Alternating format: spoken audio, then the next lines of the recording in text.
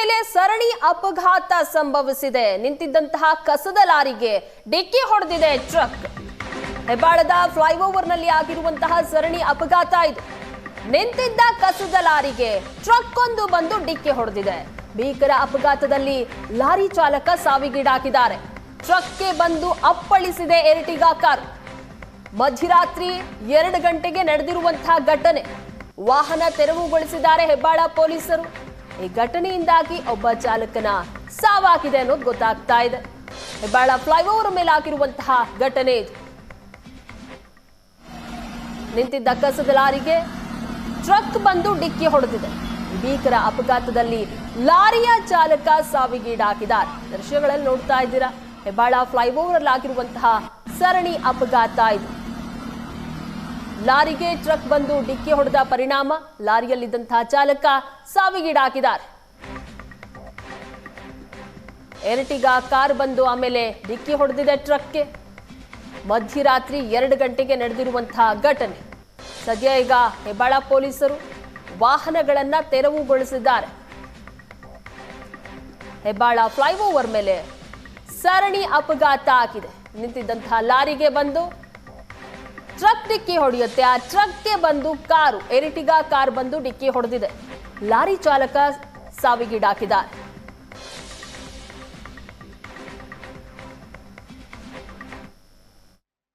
ಬೆಂಗಳೂರಿನಲ್ಲಿ ಭೀಕರ ಸರಣಿ ಅಪಘಾತ ಸಂಭವಿಸಿರ್ತಕ್ಕಂಥದ್ದು. ಕಲ್ಲು ತುಂಬಿದ ಲಾರಿ ಬಿಬಿಎಂಪಿ ಲಾರಿಗೆ ಡಿಕ್ಕಿ ಹೊಡೆದ ಪರಿಣಾಮ ಒಬ್ಬ ಸಾವನ್ನಪ್ಪಿ 2 ಗಾಯಗೊಂಡಿರ್ತಕ್ಕಂಥ ಘಟನೆ ನಡೆದಿದೆ. ನಾವೀಗ ಆ ಲಾರಿ ನೀವು ದೃಶ್ಯಗಳಲ್ಲಿ ಸಹ ನೋಡ್ಬೋದು.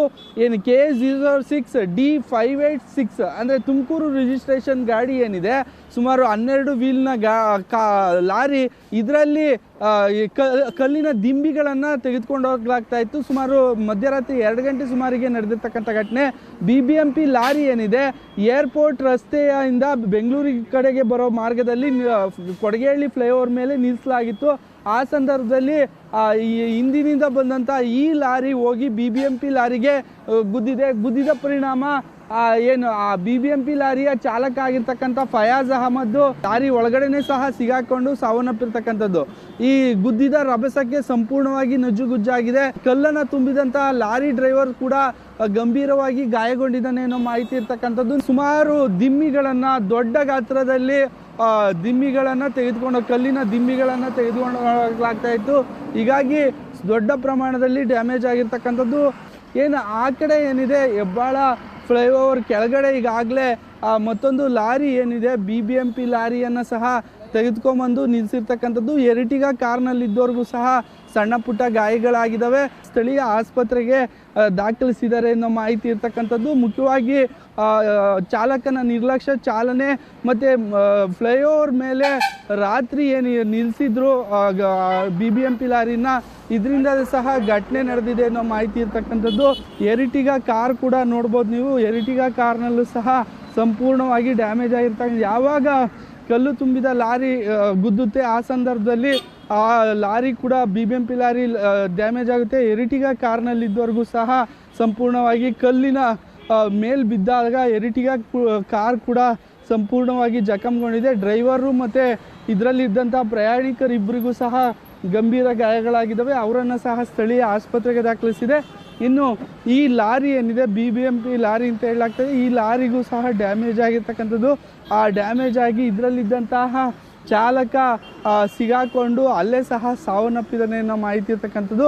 ಫಯಾಜ್ ಅಹಮದ್ ಮೃತದೇಹವನ್ನು ಈಗಾಗಲೇ ಯಲಹಂಕ ಸರ್ಕಾರಿ ಆಸ್ಪತ್ರೆಗೆ ರವಾನೆ ಮಾಡಲಾಗಿದೆ. ಮಿಡ್ನೈಟು ಸರಣಿ ಅಪಘಾತದಿಂದ ಒಬ್ಬ ಸಾವನ್ನಪ್ಪಿ 2 ಗಂಭೀರವಾಗಿ ಗಾಯಗೊಂಡಿದ್ದಾರೆ. ಸದ್ಯ ಹೆಬ್ಬಾಳ ಸಂಚಾರಿ ಪೊಲೀಸರು ಮತ್ತು ಸ್ಥಳೀಯರು ಸೇರಿಕೊಂಡು ಲಾರಿಗಳನ್ನು ತೆರವು ಮಾಡೋ ಕಾರ್ಯ ಮಾಡಿರ್ತಕ್ಕಂಥದ್ದು.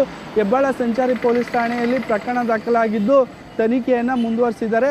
ಆ ದೊಡ್ಡ ಗಾತ್ರದ ಕಲ್ಲುಗಳನ್ನು ತುಂಬ್ಕೊಂಬಂದಿದ್ದು ಮತ್ತು ಈತ ಫ್ಲೈಓವರ್ ಮೇಲೆ ಲಾರಿಯನ್ನು ನಿಲ್ಲಿಸಿದ್ದೇ ಅಪಘಾತಕ್ಕೆ ಕಾರಣ ಅಂತೇಳಿ ಪೊಲೀಸರು ಹೇಳ್ತಾ ಇರ್ತಕ್ಕಂಥದ್ದು. ಕ್ಯಾಮ್ರಾ ಪರ್ಸನ್ ವಿನೋದ್ ಜೊತೆ ಕಿರಾಣಿ, ಏಷ್ಯಾನೆಟ್ ಸುವರ್ಣ ನ್ಯೂಸ್, ಬೆಂಗಳೂರು.